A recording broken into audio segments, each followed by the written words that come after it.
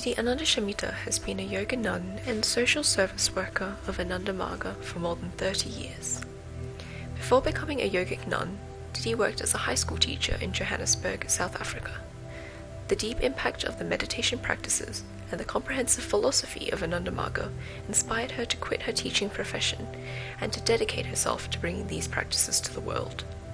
After completing her ordination training in India in 1987, she set about doing just that, establishing a women's retreat center in Central California and kindergartens in South Africa, Guatemala, Papua New Guinea, and Australia. Currently based in Brisbane, Didi teaches the practices of meditation and yoga in Australasia, which is why she's here today to explain to us the ancient science of wholeness and how we can achieve well-being in our hectic lives. Namaskar. Today I'm going to talk to you about the science of meditation from wellness to well-being. In the 21st century, materialism is rampant. As Dr. Bruce Lipton says, Dr. Bruce Lipton is a molecular biologist and a very well-known motivational speaker. He says that 95% of the programming of our life comes from the first 7 years of our life. Early in our life, we learn that physical progress is the goal of life. Even our emotions are seen as a product of biology. Yoga, however, says that our existence is trifarious. We have a body, a mind, and consciousness. Consciousness is our non-material essential nature. Yoga says it is a state of being that exists beyond the physical and mental dimensions, and it is also the source of all existence. In my previous talk, I spoke about the importance of goal setting. While there is a lot of debate about the value of goal setting, yoga is very clear about this, that to be successful in whatever we do or whatever journey we undertake, whatever we want to accomplish, we have to know exactly what it is we want to do or where we want to go to. In a materialistic paradigm, the goal is constantly changing. After having a beautiful house, we want to get a beautiful and expensive car or $1 million and so on. In yoga, the goal is absolute and unchanging. It is the pole star that provides direction throughout our lives. Yoga clearly says that the goal of life is to attain a state of happiness. Each and every one of us, without any exception, yearn to experience that state of boundless happiness. This is so because we emerge from this consciousness, whose essential nature is Ananda.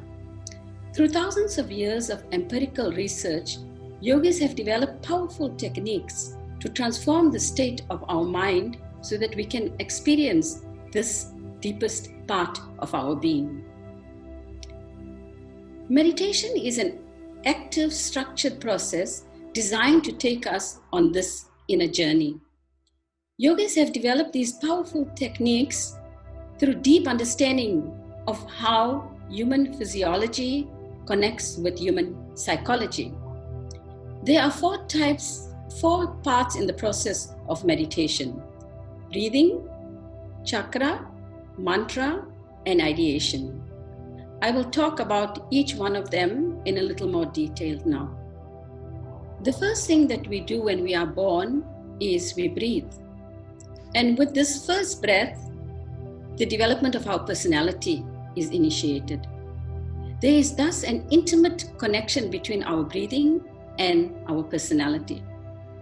Meditation uses the pulsative nature of breathing to train the mind. Creating coherence in thought, this facilitates a new depth of perception and redirects our focus from body to mind. Chakras. Chakras are psychic substations. The chakra system is a subtle, powerful biopsychic system of energy vortices. It is the mental counterpart of the glandular system, where physical impulses are transformed into emotional states through the interaction between the chakras and the glandular system. In meditation, chakra provides a point of focus. The tendency of the mind is to jump from one thought to another. In meditation, the chakra serves as an anchor. It provides a point of focus. It serves as a portal to infinite consciousness, connecting the mind with the infinite consciousness. Mantra. The mantra is a sound vibration. When we repeat a mantra internally in meditation, it impacts on our mind, causing our mental waves to become coherent and align with the infinite consciousness. Ideation or meaning of mantra. While some techniques discard the intellectual faculty, at YogaEcology, we direct all our mental faculties to aid in the inner journey. The meaning of the mantra engages the intellectual faculty, redirecting it to the deeper self, consciousness, the experience of which is transformational.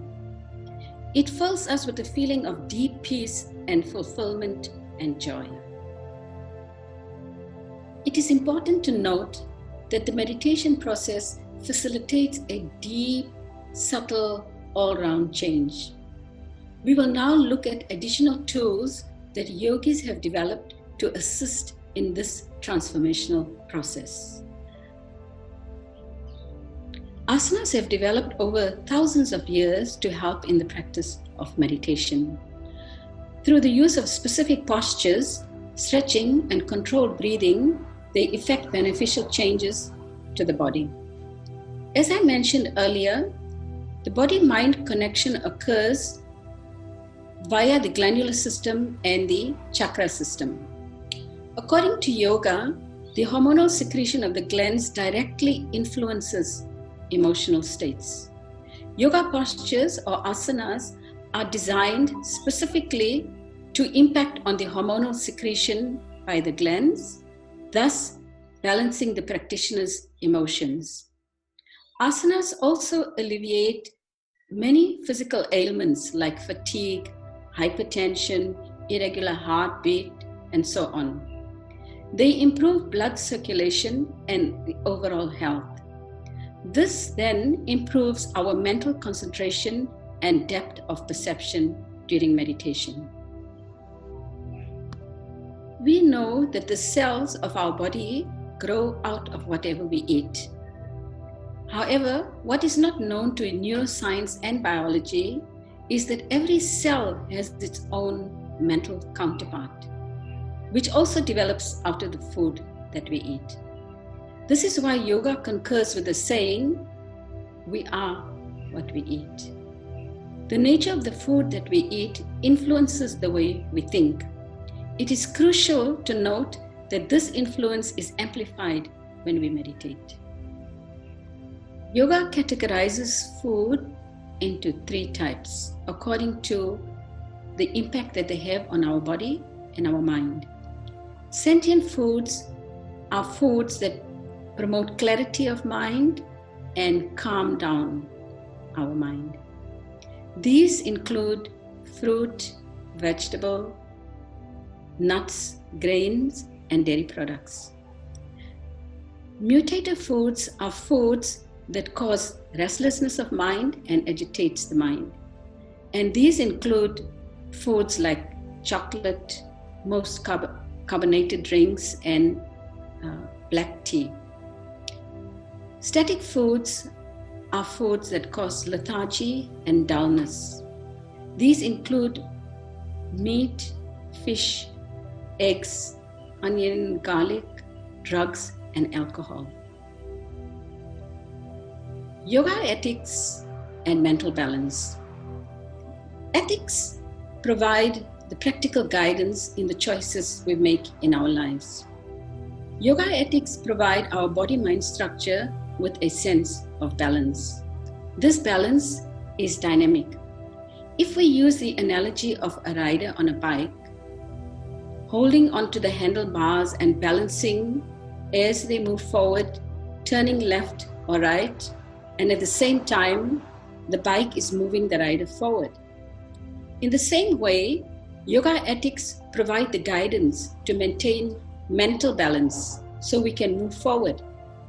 Because life is about movement, ethics are needed to move in the right direction. Yoga explains this in great depth, which we will cover at another session. The yoga practice of meditation is about creating new neural pathways and strengthening them. For meditation to be effective, regular practice at least twice a day is recommended. As Dr. Lipton says, we develop new habits through repetition. Through the practices of meditation, we connect with the boundless consciousness. We thus also connect with all other living beings. This inspires us to work for the happiness and welfare of all, including animals, plants, and the ecosystem. The transformation through yogic practice is thus a transformation from a materialistic paradigm to one that includes all. Thank you. Namaskar.